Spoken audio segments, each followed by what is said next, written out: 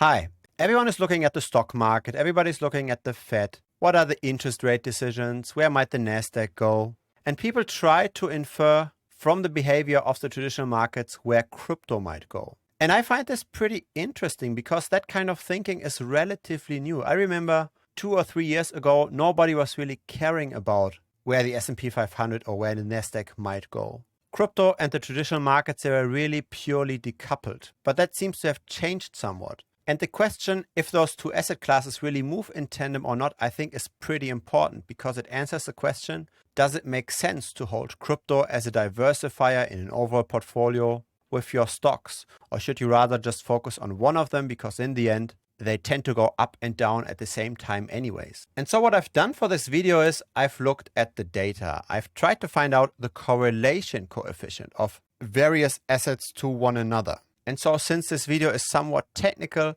let's first of all explain what the correlation coefficient actually measures. So correlation means nothing else but how much do two assets tend to move up or down in the same direction at the same time. So when we've got two assets that tend to move in the same direction, we say they are comparatively highly correlated. So they don't have to always move the exact same way, but they are pretty similar. And we can see this quite a bit in crypto, right? When Bitcoin is going up, all other cryptocurrencies also tend to go up. When Bitcoin is going down, Ethereum and the altcoins, they also tend to go down. And so Bitcoin has a high correlation to the rest of the crypto market. And so when you have, say, Bitcoin and some altcoins, and you combine this in one portfolio, it doesn't even matter so much how many assets you truly own. Because your portfolio, it will go up and down pretty much the same way as every single asset within that portfolio. Now that's very different to when you've got two assets that are not highly correlated, that are potentially even negatively correlated. So when one asset goes up, the other asset tends to go down and vice versa. So when you've got an asset like that, and now you combine them in a portfolio, then suddenly your portfolio line has much less volatility, right? These price movements here, they cancel each other out. And so when you own both of them, you get this nice long-term appreciation without too much volatility, without all this daily price risk. And so that's why it's important to look at how does actually the stock market correlate relative to the crypto market. Do you really get diversification benefit to a certain degree by owning both asset classes? And so when we've got negative correlation as shown over here, the correlation coefficient is pretty close to -1. When we've got positive correlation, the thing we drew before, then we've got a correlation coefficient of +1. If you've got two assets that move completely independent from one another, so one is going this way, the other one sometimes goes with the asset, sometimes it doesn't. It's kind of like completely independent. In that case, we've got a correlation coefficient of 0. Okay, so 1 means they move in tandem, -1 means they move in opposite directions, and 0 means there is no real connection between the two assets. And so let's go to this table and look at the numbers. Let's maybe reduce some of these decimals to make this a bit clearer. What we can see, for example, is that Bitcoin to Ethereum, so you have to read this by column and line, Bitcoin to Ethereum has a correlation coefficient of 0.72. So they tend to move in the same direction quite a lot. Total 3 is the cryptocurrency market cap minus Bitcoin and minus Ethereum. So this is basically the altcoin market cap. And so here we can see the altcoins, they tend to move more with wherever Ethereum is going, and they tend to move less where Bitcoin is going. So Ethereum is a better proxy for the altcoins than Bitcoin is. And so what we've also got over here is the stablecoin dominance. So how much of all of crypto is currently in stablecoins. And this here is no surprise. When Bitcoin tends to go up, the stablecoin dominance tends to go down and vice versa, right? So the money is flowing out of stables into Bitcoin, Ethereum, and Total 3. And so those assets go up and the stablecoin dominance goes down. These correlation coefficients are pretty significant. So there is quite a bit of a connection here. Now here we've got the traditional markets, the S&P 500, the Nasdaq, gold, and the dollar strength index. How strong is the US dollar? And let's look first at the correlation coefficient of these traditional assets to the crypto market, basically what's highlighted over here.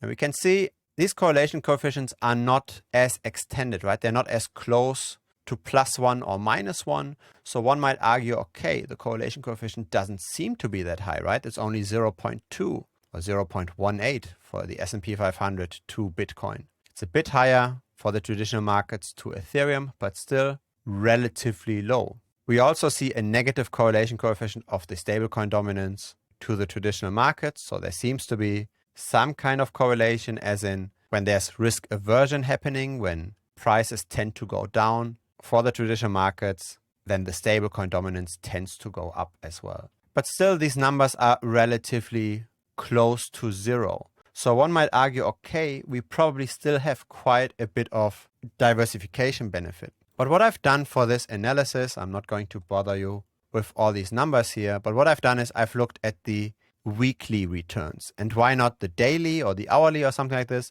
That's because calculating this is a bit more of a headache, because these markets, they don't open and close at the same times, right? So Bitcoin, Ethereum, the altcoins, they are traded 24/7, but the traditional markets, they close from time to time. But when we have one cutoff, the same cutoff every week, then we can directly compare those returns. And so these are weekly return correlation coefficients. Now, these numbers are pretty different to what we actually currently experience, right? It seems like when the Nasdaq is going down, Bitcoin is going down. When the Nasdaq is going up, Bitcoin is going up. So maybe there's some kind of change happening here, because the data that I included in this analysis, it's several years of data, right? It's like 4 or 5 years of data. Maybe the correlation coefficient was very close to zero at the beginning of that data set, but now is gradually increasing. Or in other words, maybe this table here has too much outdated data. And so what I did is I looked at these returns and I calculated the correlation coefficient not over the entire data set, but only for a certain time window. So what was the correlation coefficient over the last 4 weeks for those two assets? Or what was the correlation coefficient over the last 12 weeks for those two assets? And then I ran this calculation over the entire data set to see how did the correlation coefficient develop over time. Have the values potentially been relatively uncorrelated in the past, but now do they tend to move in the same direction all the time? And so let's look at this. This is the 4-week correlation coefficient of Bitcoin to the Nasdaq. And what we see here is that this correlation coefficient is very, very fluctuating, right? There's a lot of noise over here. And so this can be interpreted as simply randomness, right? When we look at this over the entirety of the data set, the correlation coefficient is close to zero, because sometimes they tend to move in the same direction, sometimes they don't. It's just fluctuation. What we can see though is that in those last few weeks, we are pretty high.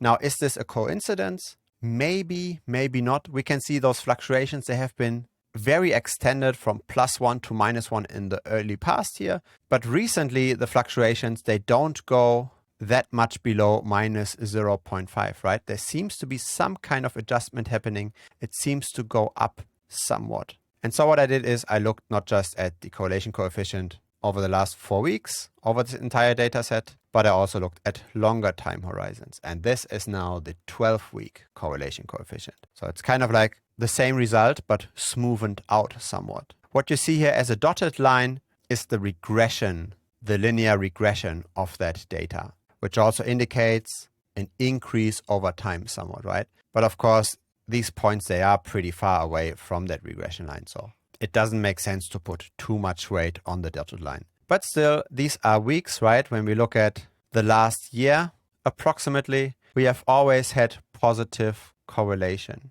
Almost always, right? It's a very brief period where we are close to zero. But most of the time for weekly returns, the Nasdaq and Bitcoin tend to move in the same direction. So the diversification benefit of Bitcoin versus stocks is declining over time. And I think this makes sense because more and more investors, they own both asset classes in one portfolio. And so when they want to go risk off, they sell off both stocks and Bitcoin. Bitcoin, in a way, is seen by those traditional investors as simply another risk-on asset, as another technology play, so to speak. It's not necessarily seen as an inflation hedge, simply because of the volatility. At least that's how I interpret here this data. And so let's smoothen this out even further. This is the half-year correlation coefficient. In the early days, no connection at all, sometimes quite significant negative correlation, right? But recently, this has changed quite drastically. Here we've got the correlation coefficient over 1 year. And this, I think, is the chart with the most value in this entire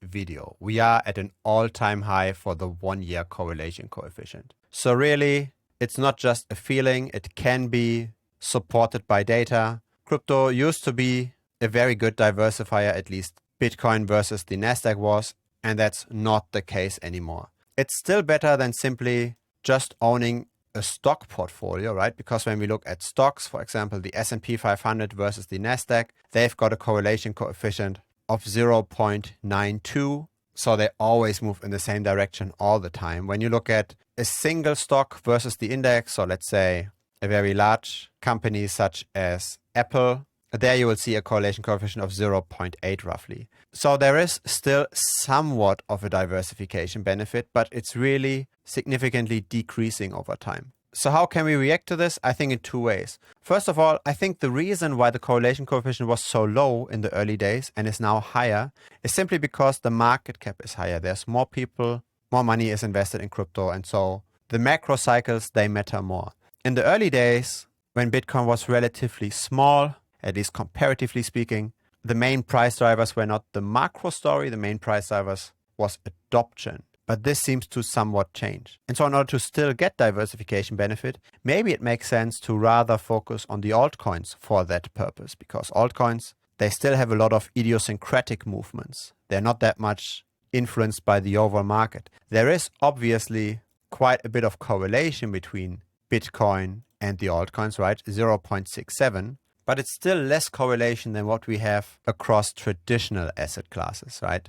The Nasdaq versus the S&P 500, for example. So the smaller you get on your investment, the smaller the alt, the less correlation you probably have to the rest of the portfolio. The second takeaway we can get from this is technology stocks and crypto are really now competing for the same kind of capital, for the same kind of investor. The person that buys Bitcoin, the person that buys Ethereum, they also tend to buy Google and Microsoft and Netflix and Apple, etc. And so having both in your portfolio only helps you marginally in decreasing this price risk over time. Thus, it would make sense to focus your attention on one of those asset classes. If you want to grow your money, if you're very comfortable with volatility, then maybe shift some of that tech stock money into crypto, because they both go up and down at the same time. If you're rather risk averse, maybe it doesn't make sense to own that much Bitcoin, at least simply as an allocation to your overall portfolio, because the risk reduction is not anymore as great as it used to be.